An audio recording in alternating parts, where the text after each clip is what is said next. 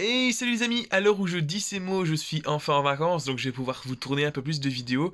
Mais j'ai pas pu tourner la suite des épisodes de En route vers la victoire, tout simplement parce que je me suis pas entraîné, parce que j'ai préféré préparer mes examens. Maintenant ils sont terminés, et donc je vous ai préparé une petite vidéo de transition qui est inspirée de la vidéo Chasseur de com de Quentin. D'ailleurs vous pouvez la retrouver dans la description. C'était une super vidéo, c'est toujours une super série. Moi il y en aura juste une, je vous explique ce qui s'est passé. En gros, je me suis réveillé un matin, j'ai reçu une notification sur Strava qui disait on vous a volé votre KOM. J'étais en mode mais non, c'était le KOM, enfin c'est le KOM que je préfère. Je suis pas du genre à faire la course au KOM, mais celui-là je l'aime bien. C'est un long KOM qui dure, je crois, quelque chose comme 24 minutes pour le faire. Donc ça fait plus de 15 km et c'était vraiment mon préféré. J'avais mis 24 minutes pour le faire dans mon ancien record et je me réveille et je vois que quelqu'un a mis 23 minutes et 59 secondes.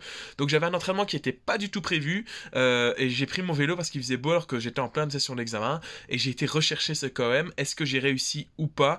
Je vous laisse découvrir ça en vidéo. En tout cas, passez un agréable moment. Je vous fais des gros bisous. À bientôt. Et alors, je tiens à vous dire aussi que dans cette vidéo, j'avais vraiment énormément de joie de vivre dans la façon que j'avais de parler. J'ai lâché quelques petites blagounettes, etc. C'est juste que c'est un craquage psychologique dû aux examens. Allez, bon visionnage. Bon ben voilà, on se retrouve sur l'image vidéo. Ça fait longtemps que j'avais plus vu ce template avec les données qui s'affichent. C'est réservé aux courses normalement, mais je vous rappelle pas le contexte actuel. Pour le moment, il n'y a pas de course, mais elles reviendront très vite le 1er juillet. Normalement, je serai de retour pour faire ma première course de la saison 2020.2. Alors, je vous explique. Là, vous avez loupé les 30 premières secondes parce que qu'est-ce que je fais moi quand je pars pour me dire bah tiens Alex, aujourd'hui tu vas aller filmer un KOM. Qu'est-ce que je fais? J'oublie de lancer la caméra au moment où le KOM démarre. Alors pour vous expliquer un petit peu, ce KOM il fait un peu plus de 15 km, donc c'est long, vous savez je suis pas adepte des KOM courts, moi j'aime bien quand ça roule long, etc. Comme vous pouvez le voir, quand la piste cyclable est praticable, je fonce sur la piste cyclable, très important, c'est très important. Alors le départ, il faut faire attention parce que c'est un faux plat montant, j'ai un vent qui est pas favorable, même si je suis protégé dans les maisons, et ben c'est 15 km, donc je peux pas me permettre de partir trop vite. Alors faut savoir que je peux monter à 205 battements par minute en maximum et mon seuil anaérobie est aux alentours de 183 186 BPM. Donc l'objectif c'est de regarder mes pulses, vu que pour ceux qui ne le sauraient pas, je m'entraîne pas au pulse, je m'entraîne pas au watt à l'entraînement. Alors là je suis sorti de la piste cyclable. Pourquoi? Tout simplement parce que j'avais regardé deux cyclistes là qui roulent côte à côte, qui prennent toute la piste cyclable, et puis la voiture en plus qui fait des manœuvres sur la piste cyclable. Enfin bref, un bon combo alors que j'arrive à 40 km/h. Et puis surtout il y a le rond-point, et dans le rond-point si je suis sur la piste cyclable c'est un enfer, je suis obligé de m'arrêter, enfin bref, voilà. Donc comme je vous expliquais, je ne fais pas du tout avec les watts sur route, je m'entraîne aux pulsations parce que j'ai pas de capteur de puissance, et tout simplement je me dis Alexandre, tu vises 185 BPM, entre 175 et 185, et puis si jamais tu te sens d'accélérer plus tard, tu accéléreras. Donc là j'ai déjà fait 1 km 300, ça fait plus ou moins 2 minutes que je roule, je me fais un peu griller la priorité dans le rond-point, mais c'est pas bien grave, mes freins sont là, ils servent, et là vous allez dire il vient nous dire qu'il a pris la piste cyclable, là il la prend pas. Bah oui, tout simplement parce qu'elle est dégueulasse, elle est impraticable, déjà quand vous voyez l'état de la route, voilà, donc vous imaginez bien l'état de la piste cyclable. Alors là, petit pont d'autoroute, là ça fait bien mal, vous allez voir les pulses vont monter un petit peu, ça picote, là je dois vous dire, ça fait presque 3 km que je suis parti, c'était tout plat, il y avait eu un faux plat au début de plus ou moins 800 mètres, mais là encore, là ça fait 3%, 4%, ça brûle un petit peu, je contrôle, vous voyez, je ralentis, je préfère ralentir plutôt que de me cramer, parce que, comme je vous l'ai dit, 15 km, c'est quand même, donc je peux pas me permettre d'aller trop vite, en plus, c'est les premières chaleurs, j'étais absolument pas motivé à rouler sur cet entraînement. À la base, je devais rester chez moi tranquillement à la maison, mais je me suis dit, il fait beau, j'ai profité du soleil, donc je vais aller récupérer quand même qu'on m'a volé indignement. Donc bref, alors on continue sur la piste cyclable forever, vous savez bien, grand fan des pistes cyclables, je vous invite à tous les emprunter quand c'est possible.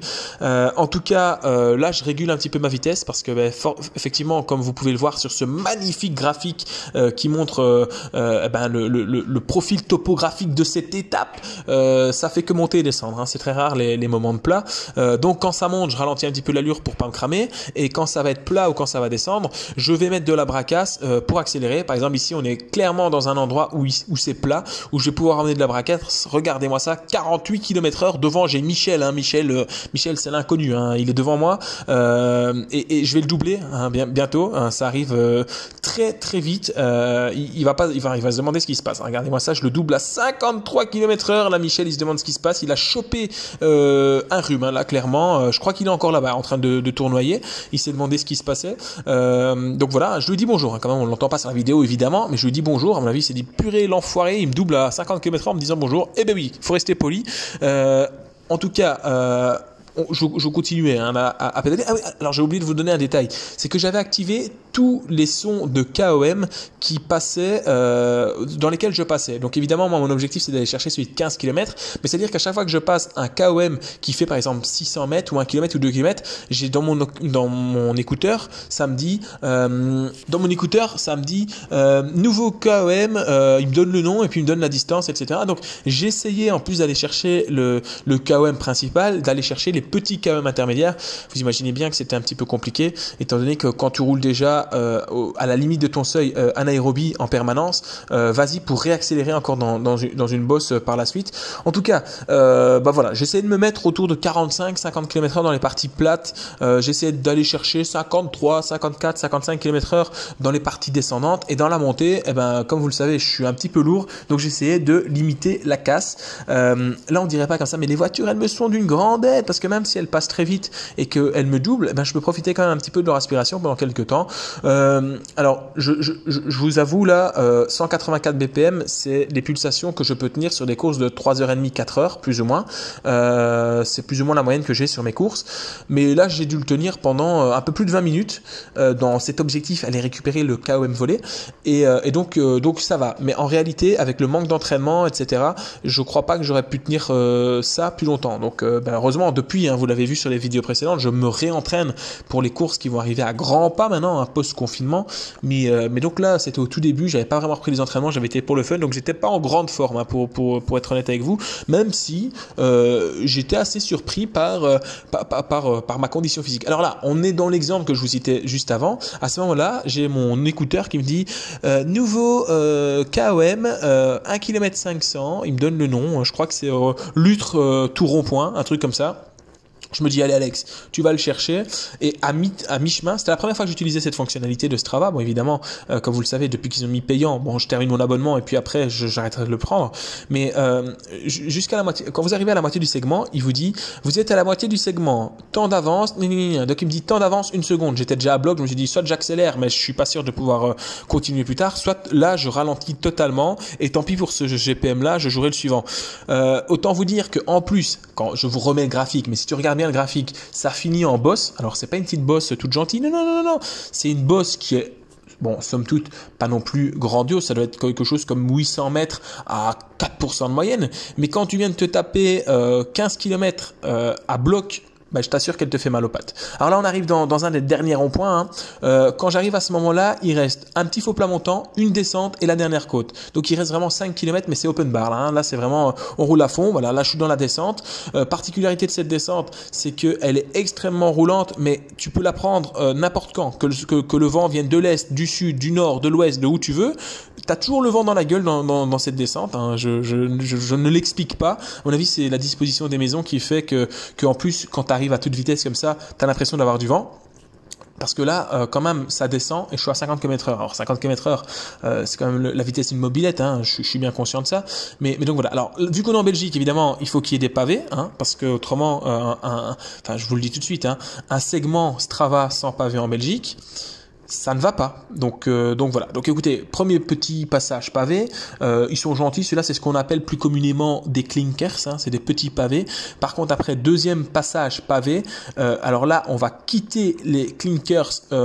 Tout à fait, voilà, maintenant, et là, regardez, on voit plus rien à la caméra, ça se coud dans tous les sens, j'ai l'impression de faire Paris-Roubaix, heureusement, c'est pas bien long, et là, là, déjà, première fois, il faut faire attention à la priorité de droite qui se trouve là, et puis après, c'est la dernière bosse, il reste maintenant plus ou moins 1,5 km, ça va monter, et là, je me dis, Alexandre, on va gérer, alors je l'ai quand même monté grand plateau, cette bosse, c'est normal, je crois que le passage maximum, il est à 5%, donc ça passe grand plateau, mais autant vous dire que j'étais rincé, et pour la petite anecdote, anecdote, j'ai signé mon meilleur temps dans cette côte ever, tout en faisant le KOM, mais j'ai quand même pris 30 secondes par le mec le plus rapide. Donc je me suis quand même pris une bonne claque. Après, bon, ça faisait quand même 14 km que je roulais plein de balles, donc c'était compliqué d'aller chercher un temps. Alors écoutez, je vais pas vous mettre toute la montée, hein, mais voilà, mais regardez, tout en haut là, le pont, eh ben, ça signe la fin de ce segment Strava de 15 km. Regardez, on a 14,7 km et donc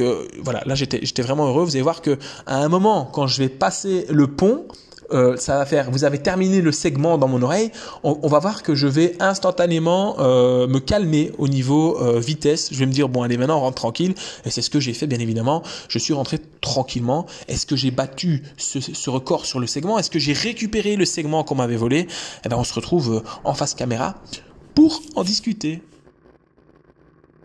Alors, j'espère que cette vidéo t'a plu. Maintenant, on va analyser les chiffres. Alors, vous savez, j'ai pas de capteur de puissance sur mon vélo, mais Strava a estimé que j'avais poussé 332 watts sur ce segment. J'ai récupéré mon KOM en étant quand même bien au seuil quand même, mais pas en me mettant dans le rouge. Je pense qu'avec un niveau de forme mieux, parce que là, je m'étais pas du tout entraîné, je pense que j'aurais pu faire mieux. Mais donc, j'ai roulé à un peu moins de 41 km/h et j'ai mis 22 minutes et 47 secondes. Mon ancien record était de 24 minutes.